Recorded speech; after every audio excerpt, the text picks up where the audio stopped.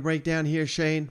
My favorite West team versus your favorite West team, Arkansas, on the road at Mississippi State.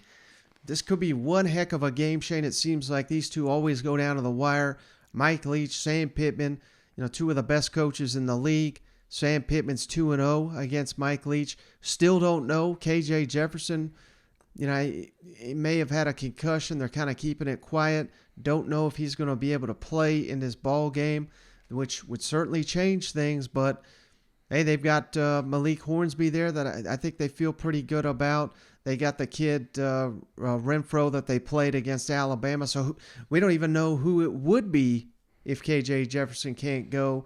But on the other side, Shane, Mississippi State, my God, they lived up to the hype. We were praising them before all off season. This is a dangerous, dangerous team. And now that you've righted the ship, you play like you did last week. I'm not saying they're going to win out or anything because they do got Alabama left. They do got Georgia. But, man, I think, the sky's the limit for this Mississippi State team if they play like they did last week. Don't you think? I tell you what, nobody's playing better ball right now than Mississippi State, and that's what makes them dangerous, man. I mean, yeah. you look at you were asking quarterbacks earlier. Will Rogers, don't think he wasn't floating around, or Stetson Bennett. Those guys kind of lingering out there, and you don't realize how great a quarterback they are until you're facing them. Mm-hmm. We're 5 games in, and he's averaging almost 300 yards a game. He's got 19 touchdowns. This is a dangerous. And then you watch the receivers. That's what I love about Mississippi State. They're all different. Every single receiver is out. They all got their own little thing, and you got some big body skinny guys. You got some fast little guys. It's like, don't even learn all their names. Doesn't matter because Will Rogers will find them if they're open. So Mississippi State is extremely dangerous, and the fact that the Pirate is exploring running now, oh my God, man, watch out! And if this defense can keep playing like they're doing, I don't want to play them. I tell you what, I'm glad we don't have them this year at Tennessee fans. So, but Mississippi State's a dangerous program. Yeah, I'm glad you hit on Zach Arnett's defense, Shane, because I wanted to ask you about that real quick because, man, against Texas A&M, I felt bad for Max Johnson. He was getting walloped left and right. It was not even a surprise that he got injured. How often he was getting hit and getting left out to dry. And, if not for Devon Awchain, they would have got completely swarmed on that side of the ball because Mississippi State tenacious going after it. If it is KJ Jefferson, he's got to be on the lookout because this is a swarming defense. Now, that potentially is Arkansas's silver lining here. We all know how great they are at running the football. I think that's what you got to do. That's the best way to attack Mississippi State. Limit their possessions. Limit Will Rogers' passing attempts, so to speak. So, in that sense, I like this matchup for Arkansas. Where I don't like it, of course, their passing defense has been dreadful this year. And my goodness, we know that's Mississippi State's specialty. So you got to hope if you're Arkansas that you can get after Will Rogers.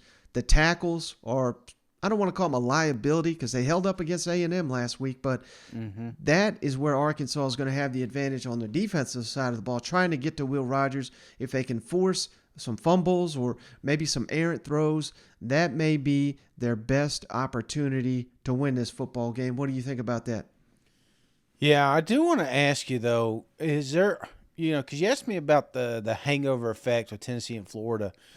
Is there a hangover effect here with Arkansas? Because don't get me wrong, I think Arkansas is still a great program. I still think they should be a top 25 team. Yeah. They're assuming KJ is healthy. If KJ's out here, are you worried at all? Because I'm afraid that we're about to hit a spiral. I've seen it before. We've seen it with a lot of programs that had high expectations. Yeah, they've lost 2 heartbreakers here back to back.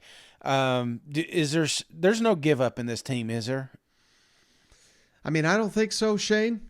But you're right. This has happened before. Now, to Arkansas's credit, it was last year. They lost to Georgia. It was humiliating, kind of like Alabama last week. They lost to Ole Miss, which was a heartbreaker, kind of like A&M. So, this has happened before, and I believe they dropped the next one to Auburn. And then I don't think they lost another game the rest of the way. So, I think they have it in them to rebound from this, but it is a real worry, no doubt, because the defense, all of a sudden, you lost guys here. You've had the transfers, of course. The secondary just does not even resemble what it has in recent seasons. I think even KJ Jefferson, I don't know if he's hurt or what, but the last 2 games, he's not really played as well as we anticipate. He has got to play better than what he has, and that's even if he suits up, because we know what we're getting from Will Rogers. He is, like you say, he's going to throw for 300 yards. He's going to throw for probably minimum 3 touchdowns against his defense. Mm-hmm. So KJ has got to answer that, and that may not even be enough to get the win. That's what you're going to need to be competitive in this ball game. So, yeah, I am certainly worried about Arkansas going into this matchup. I'm not totally worried about them caving or anything, but it's just this is the toughest stretch of their season, and they have got to answer the bell. Otherwise, Mississippi State, they'll embarrass you. Coach, after the win, you entered both major polls at number 23. What is your opinion of polls, and is it just a good conversation piece, or is it something you take pride in? I pretty much ignore them. Just try to go to the next one. Been busy, watching film all night, and that'll happen again tonight. So I'm kind of preoccupied with that. There's no real, stopping point on the poll thing. So, just try to worry about what's right now and what you can control. And that's, today it's put together the best game plan you can. Tomorrow it's have the best practice you can, and so it goes, Arkansas defensive coordinator Barry Odom, someone you've faced plenty of times in your career. What have you kind of seen from Arkansas's defense this season? Is that kind of similar to what you've seen from Odom's defenses in the past? Yeah, I think it's similar. He's got his package that he's worked for years to, refine and put together. And there's some changes here or there, I think, to accommodate the players he's got. And then, but I don't think he's going to reinvent something new, because he spent, well over a decade developing this one. So. Got an early kickoff this week. What would be your top 5 items to take to an early morning kickoff tailgate?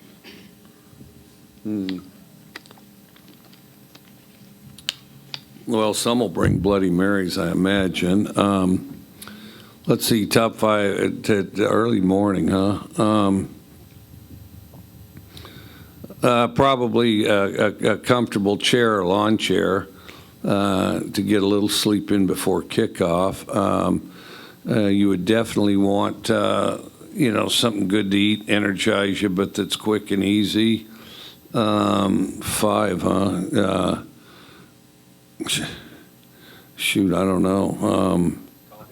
Yeah, you definitely want that. Definitely want that. Definitely some level of stimulant. You need your sunglasses for sure. And then, and now probably if you're really having a good time, you're going to have a long after the tailgate thing too. So you're definitely going to want a good TV set up or somebody have one, or one of those screens out there on the lawn to watch the other games, because you're going to be done before most of them. With their personnel, what do you think of what Mississippi State was able to do to them? Beat them. I know they forced 4 turnovers and beat them pretty decisively. That would be a big deal in the game. I mean, A&M goes down to the 5-yard line and fumbles, and they kick a field goal, and it goes back for a touchdown, and then their starting quarterback got hurt, and there's a lot of things that happen. All of those things happen because Mississippi State made them happen. I get that, but it was a tight game there, and basically on the field goal that was blocked back for a touchdown, kind of put the game out of hand. But they play so hard. This is a really good football team, and they play so hard, and obviously they can score points. But they're going to cause you problems on offense if you're not ready for all this movement and all the blitzing that they do and all this total blitz that they do.